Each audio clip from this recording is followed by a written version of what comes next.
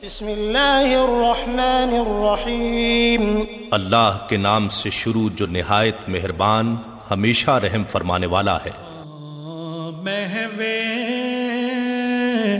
ثنا ہے گنبد خضرا کے سائے میں۔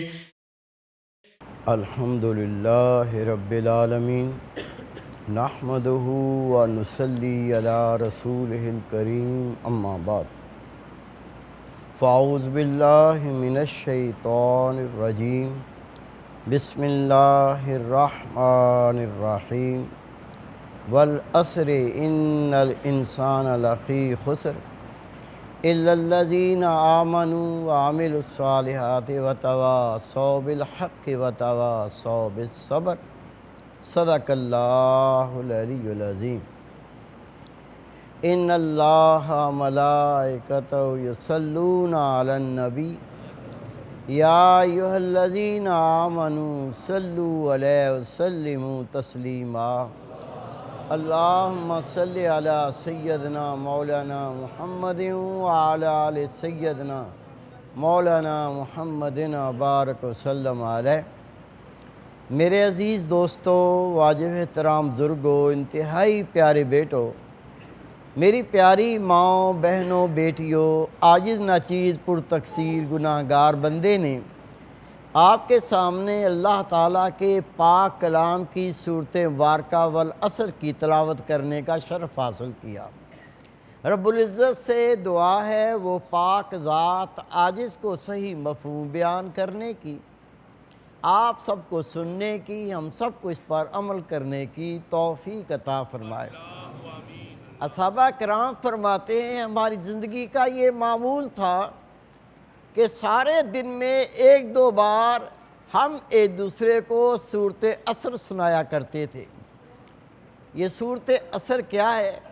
اللہ تعالیٰ نے اپنے پاک کلام میں فرمایا والعصر ان الانسان لفی خسر، قسم ہے زمانے کی، انسان خسارے میں ہے۔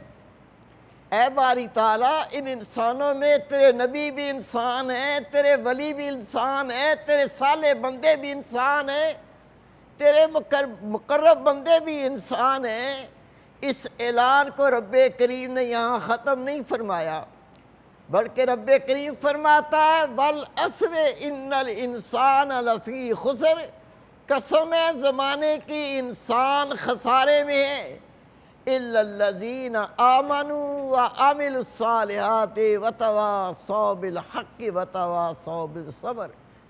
اللہ تعالیٰ نے فرمایا لیکن ان انسانوں میں چار طبقے ایسے ہیں، ان انسانوں میں چار گروہ ایسے ہیں جنہیں اللہ تعالیٰ نے خسارے سے مبرہ فرما دیا، وہ خسارے میں نہ ہوں گے۔ اے باری تعالیٰ، وہ تیرے کون سے بندے ہیں؟ رب نے فرمایا سب سے پہلے وہ صاحب ایمان، الا الذین آمنوا، وہ اللہ پر ایمان لانے والے، اللہ کے رسول پر ایمان لانے والے۔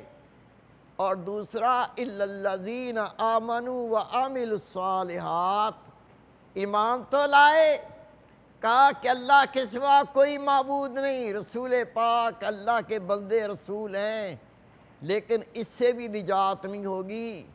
اللہ تعالیٰ فرماتا ہے پھر وہ کیا کرتے ہیں؟ عمل صالح کرتے ہیں، نیک اعمال اپناتے ہیں۔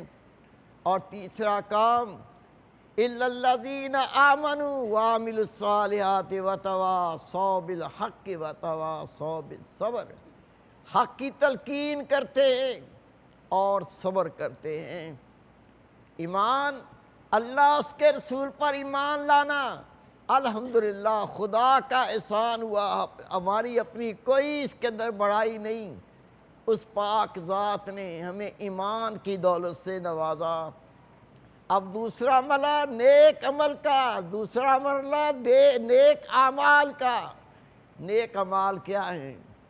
جو بھی فرائض ہیں، چاہے اللہ کے فرائض ہوں یا اللہ کی مخلوق کے فرائض ہوں، ان کو ادا کرنا نیک صالح اعمال ہے۔ نماز اللہ کا فرض، روزے اللہ کا فرض، حج اللہ کا فرض، زکوٰۃ دینا اللہ کا فرض، یہ فرائض اللہ کی طرف سے۔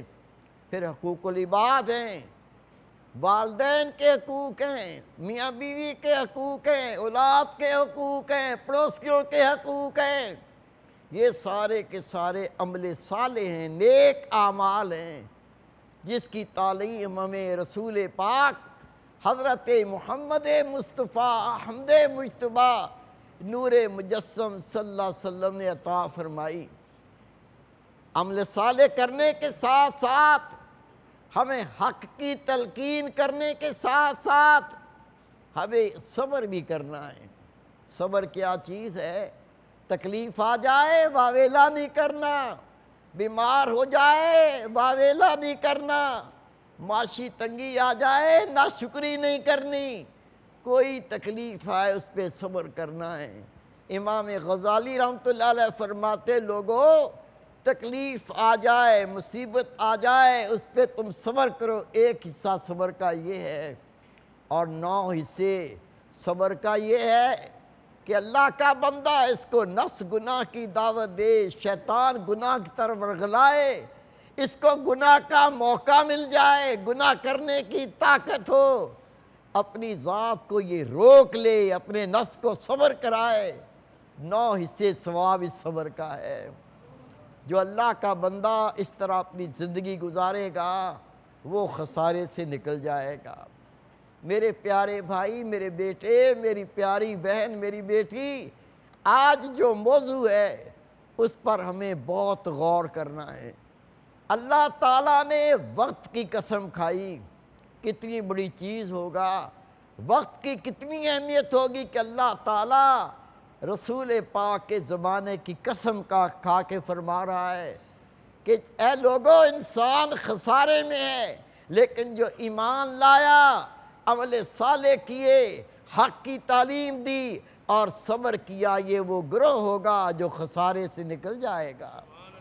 میرے پیارے بھائی، میرے بیٹے، میری پیاری بہن، میری بیٹی، یہ وقت کی قسم اللہ تعالیٰ کھائے، ان گھڑیوں کی قسم اللہ تعالیٰ کھائے جو رسول پاک کے دور کا زمانہ تھا، اس سے اندازہ لگا کہ وقت کی اہمیت کیا ہے۔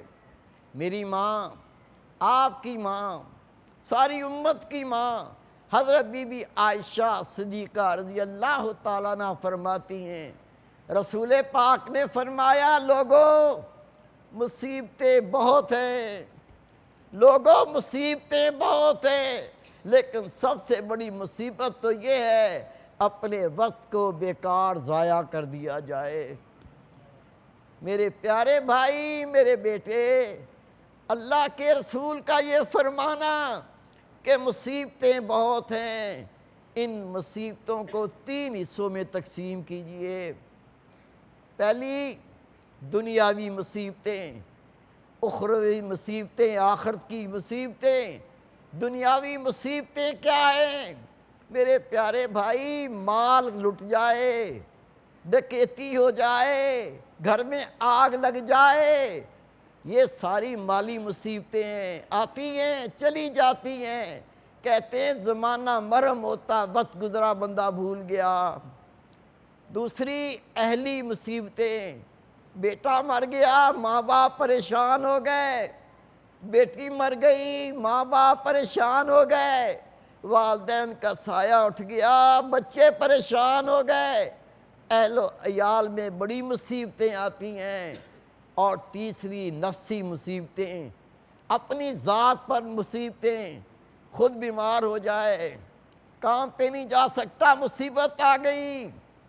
میرے بھائی، میرے بیٹے، گھر کا سربراہ ہے، ہر درد کو منہ دینا پڑتا ہے، اپنی ذات کے ساتھ بڑے معاملے، نوکری نہیں ہے، معاشی تنگیاں، قرض میں مبتلا، دنیا کی کہتے ہیں ایک مکہ ہٹاؤ تو 2 مکے پھر تیار، قدم قدم پر، سانس سانس پر عجیب مصیبتیں، یہ دنیا کی مصیبتیں۔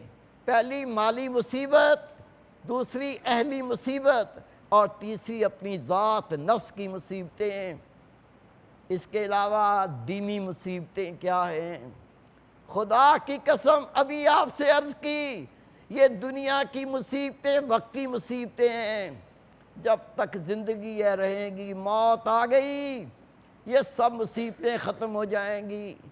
ایک شخص عرض کرتا ہے آقا بہت تکلیف ہے، رسول پاک نے فرمایا یہ کر لو۔ اس نے کیا، پھر عرض کی اللہ کے رسول بڑی تکلیف ہے۔ میرے آقا نے فرمایا جاؤ یہ کر لو۔ وہ پھر آیا، عرض کی آقا بہت تکلیف ہے۔ رسول پاک نے پھر ہدایت فرمائی۔ ایک عرض کرتا ہے آقا میرے ماں باپ قربان ہو جائیں، وہ شخص آپ کے پاس آتا تھا، تکلیف کا اظہار کرتا تھا، آج اس کا انتقال ہو گیا۔ نبی پاک نے فرمایا دنیا کی مصیبتوں سے جان چھوٹ گئی۔ میرے پیارے بھائی، میرے بیٹے، بیماری ہے، ایک وقت آئے گا جب بندہ مر جائے گا، بیماری سے جان چھوٹی۔ معاشی تنگی ہے، ایک وقت آئے گا جان نکلی، مصیبتوں سے پریشانیوں سے بندہ فارغ ہوا۔ لیکن اصل جو مصیبت ہے اس کا ذکر کرنا چاہوں گا۔ جن لوگوں نے احساس کیا ان کی زندگی کا مطالعہ کر لیں، ہو سکتا اللہ ہمارے قلب میں بھی احساس پیدا کر دے۔ میرے پیارے بھائی، میرے بیٹے، اصل جو تکلیف ہے، اصل جو مصیبت ہے، اللہ کا مومن بندہ خوش نصیب ہے کہ ایمان کی دولت ملی۔ جن کو ایمان کی دولت نہ ملی اصل مصیبت میں تو وہ مارے گئے۔ کوئی بت کے سامنے سجدہ ریز، کوئی سورج کو پوجتا ہے، کوئی چاند کو پوجتا ہے، کوئی آگ کو پوجتا ہے۔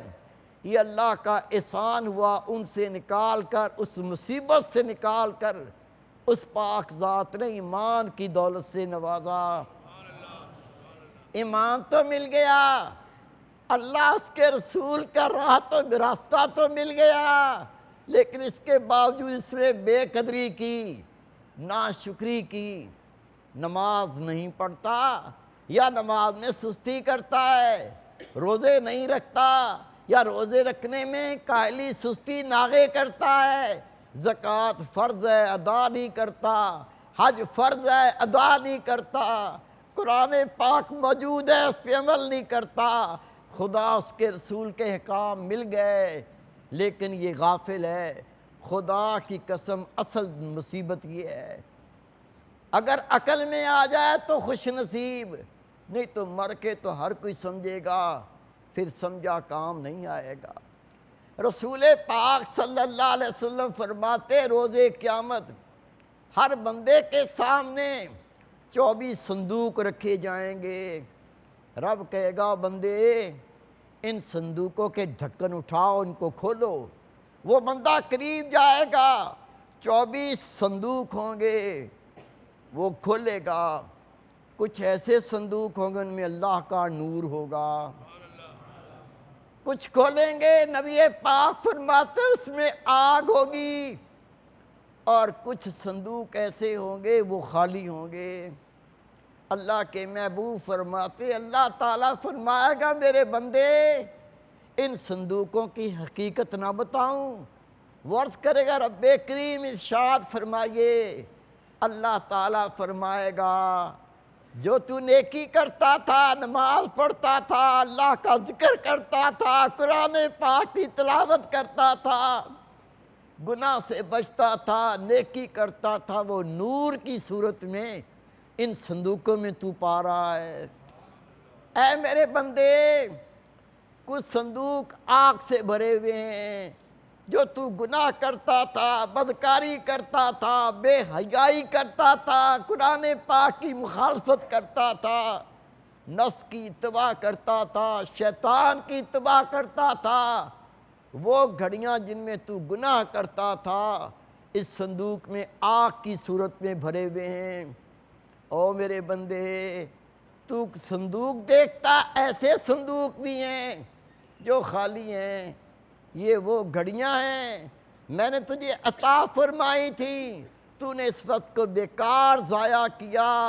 نبی پاک فرماتے ان صندوقوں پہ وہ روئے گا، ہائے کیا بہتر ہوتا جب میں نے بیکار گھڑیاں گزاری اللہ کا ذکر کیا ہوتا، قرآن پاک کی تلاوت کی ہوتی، میں نے نفل پڑھے ہوتے، نیکی کی ہوتی، یہ صندوق نور سے بھرے ہوئے پا لیتا۔